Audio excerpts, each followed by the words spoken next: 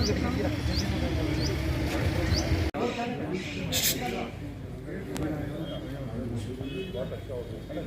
Building बड़ी अच्छी है। दूसरी खुशी की बात है कि आप लोगों ने ये पेड़ नहीं लगाया होने दिया, ये बहुत अच्छा रहा, बहुत अच्छा।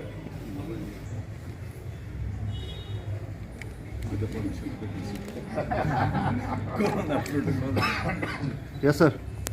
सर प्लीज आओ भाई। थानेदार कहाँ है सर। कम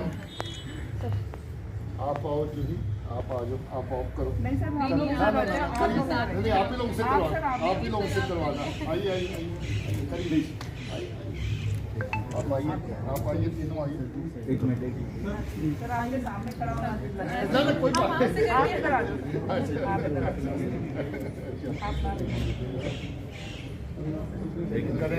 सर सर एक मिनट मैम मैम एक मिनट मैम मैडम थोड़ा फेस मैम मैम थोड़ा पीछे हो जाइए मैडम मैम मैडम थोड़ा आप लोगों को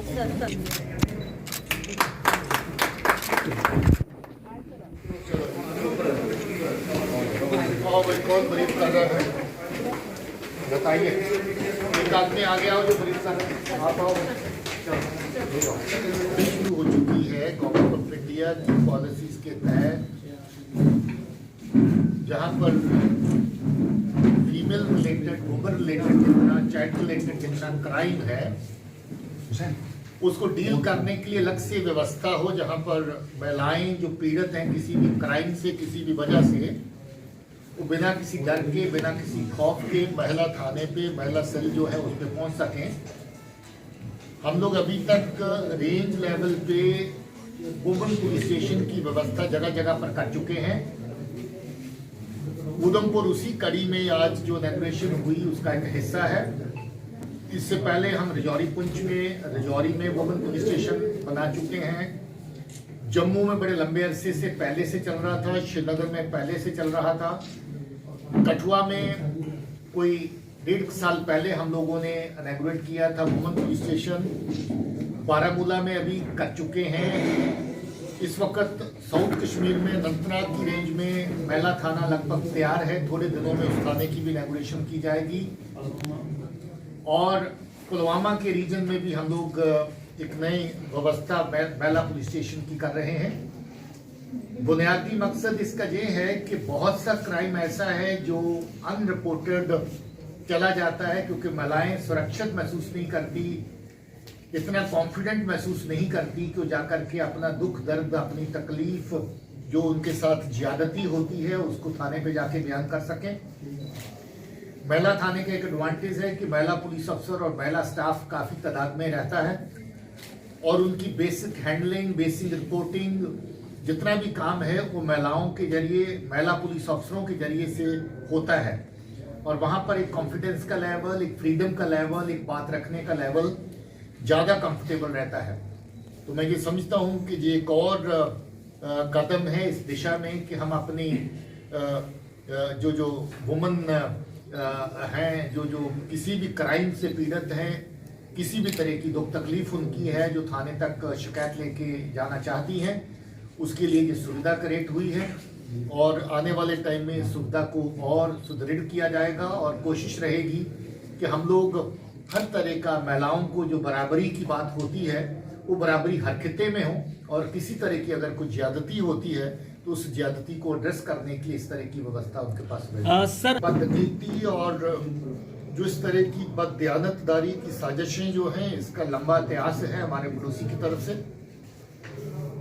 इसको बराबर कोशिश करने की ताक में रहते हैं कि कहीं जम्मू कश्मीर का अमन पसंद खित्ता, जहां पर बड़े लंबे अरसे से अमन प्रवेल कर रहा है, उसको डिस्टर्ब किया जाए। जम्मू कश्मीर में दम तोड़ती हुई जो मिलिटेंसी है उसको किसी न किसी फॉर्म में जिंदा रखा जाए। इसी ताक में कभी ड्रोन से, कभी टनल से दहशतगर्दों को भेजना, दहशतगर्दी का सामान भेजना, उसकी कोशिशें पार से जारी रहती हैं। मुझे इस बात की खुशी है कि हर इस तरह की कोशिश को नाकाम किया जा रहा है। पुलिस और सिक्योरिटी फोर्सेस मिलकर के बहुत अच्छा काम इस जमन में कर रही हैं। अभी कल ही ड्रोन के जरिए से पाकिस्तान से ऐसी शरारती जो है वो लश्कर तौबा की तरफ से आई जिसमें एक्सप्लोजिव मटेरियल भी शामिल हैं, आईडी शामिल है, ग्रेनेड शामिल है, पिस्टल शामिल है।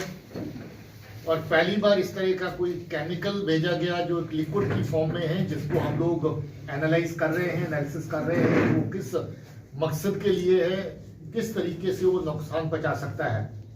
हमारी कोशिशें बराबर जारी हैं कि जो भी पार से इस तरह की नापाक हरकतें होती हैं उनका मुंहतोड़ जवाब दिया जाए।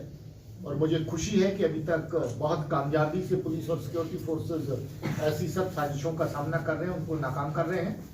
आने वाले टाइम में भी ये कोशिश जारी रहेगी। सर मेरे जैसे मैंने कहा कि ड्रोन और यही एक जरिया नहीं जो दहशतगर्द वहां से ट्रेनिंग लेकर के आते हैं जहां पर वेपन भेजने का। बहुत सारी कंसाइनमेंट्स कश्मीर के अलग अलग खित्तों के बॉर्डर के जरिए से भेजी जा रही है।